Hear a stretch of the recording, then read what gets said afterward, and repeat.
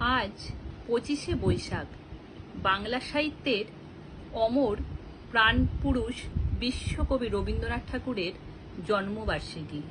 রবীন্দ্রনাথ ঠাকুরের প্রতি শ্রদ্ধা যাপন করে আমি একটা কবিতা পাঠ করছি।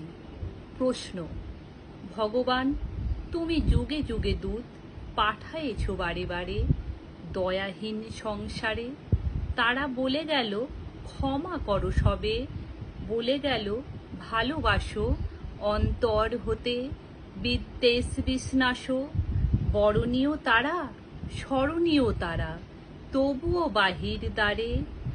আজি দুর্দিনের ফিরানো তাদের ব্যর্থ নমস্কারে। আমি যে দেখেছি গোপন হিংসা, কপট রাত্রি ছায়ে হেনেছে নিঃসহায়ে।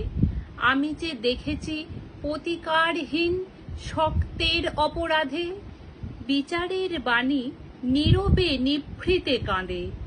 আমি যে দেখনু তরুণ বালক উন্মাদ হয়ে ছোটে, কি যন্ত্রণায় মরেছে পাথরের নিষ্ফল মাথাকুটে।